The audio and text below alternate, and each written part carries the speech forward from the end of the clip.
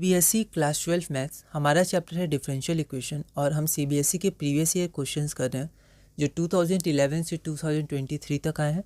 हमारा टॉपिक है homogeneous differential equation और अगला क्वेश्चन है question number 45। Prove that this is the general solution of the differential equation this where C is a parameter.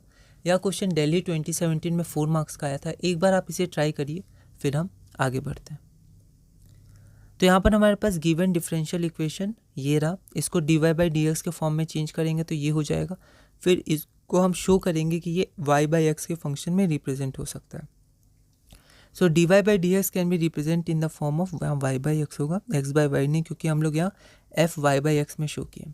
तो dy by D x can be represented in the form f y by x, so it is a homogeneous function and the differential equation dy by D x is a homogeneous differential equation. ठीक है, अब जैसे ये homogeneous differential equation हुआ तो हम y is equal to V X put कर देंगे, तो dy बाई डी एक्स हो जाएगा v plus X D V by D X. इन वैल्यूज़ को 1 में पुट करेंगे, इसको सॉल्व करेंगे तो हमारे पास ये इक्वेशन आ जाएगा। ठीक है, फिर v है तो फिर एलसीएम लेके सॉल्व करेंगे तो ये आएगा और हम लोग आगे बढ़ेंगे तो हमारे पास ये फाइनल इक्वेशन आ जाएगा। फिर वेरिएबल सेपरेट करेंगे तो इतना आ जाएगा और हम यहाँ देख सकते हैं कि यहाँ पर ये आ गया। ठीक है, अब इसके बाद हम न्यूमरेटर को ब्रेक कर देंगे डिनोमिनेटर से, तो ये आ जाएगा। ठीक है, V cube by 1 minus V four minus 3v by 1 minus V four. ठीक है, आगे बढ़ते हैं।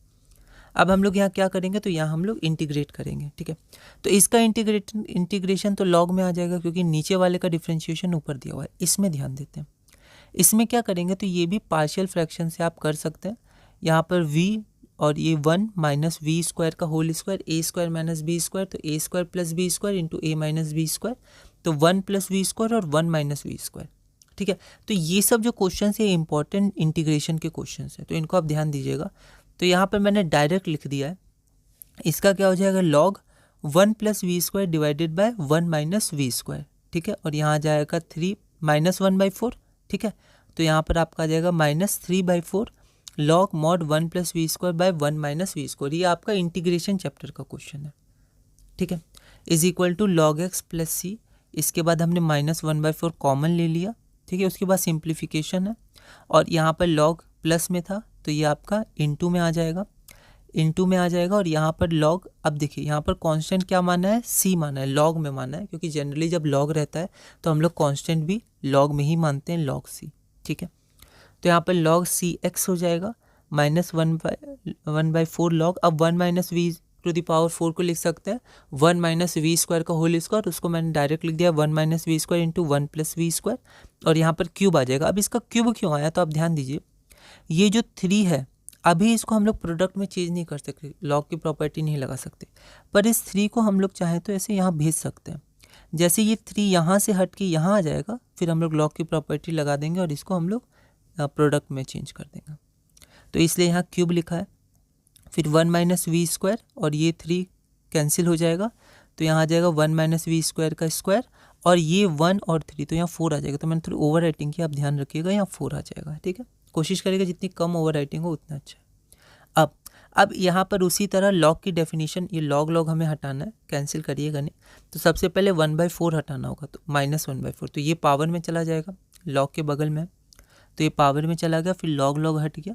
ठीक है, फिर इसको हम लोग ब्रेक करेंगे तो ये हो जाएगा 1 प्लस वी स्क्वायर का पावर 4 है ना, और 1 माइनस वी स्क्वायर। अब ऐसा हुआ क्यों, क्योंकि ये एक्चुअली माइनस 1 बाई 4 है, तो जब ये इधर जाएगा RHS में तो ये इन्वर्स मतलब रेसिप्रोकल हो जाएगा, तो माइनस 1 बाई 4 का माइनस 4 हो जाएगा। जैसे 1 बाई 2 का 2 हो जाता है उधर ले जाने पर स्क्वायर रूट का स्क्वायर, तो उसी तरह माइनस 4 हो जाएगा। ठीक है, फिर v को हमने पुट कर दिया y बाई एक्स, फिर माइनस 4 था तो 1 बाई सी एक्स का पावर 4, तो c4x4, ये आपका Y square by X square हो जाएगा।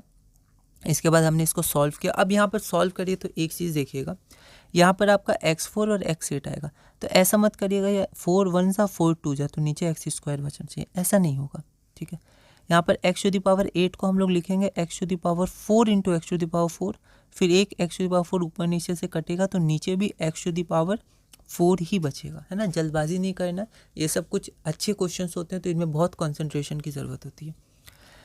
फिर हमने x टू द पावर 4 यहाँ से कैंसिल करेंगे नहीं, पर यहाँ से कैंसिल हुआ तो 8 माइनस 4 4।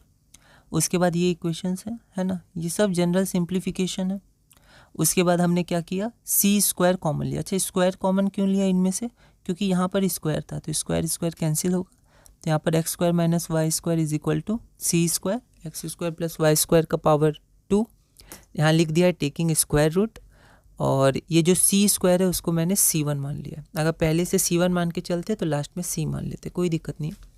तो X square minus Y square is equal to C1 X square plus Y square का होल स्क्वायर, ठीक है।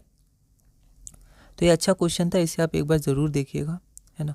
तो ये आपका यही शो करना था। अब यहाँ C था तो हमें बस क्या करना था कि हमें शुरू में C1 लेना था, ठीक है। तो शुरू में हमें C1 लेना था, C नहीं लेना था, क्योंकि लास्ट में C लेंगे क्योंकि क्वेश्चन में C है। तो आप ये चाहें तो ये सुधार सकते हैं, आप हर जगह पहले क्या करिए, C1 ले लीजिए हर जगह, ठीक है।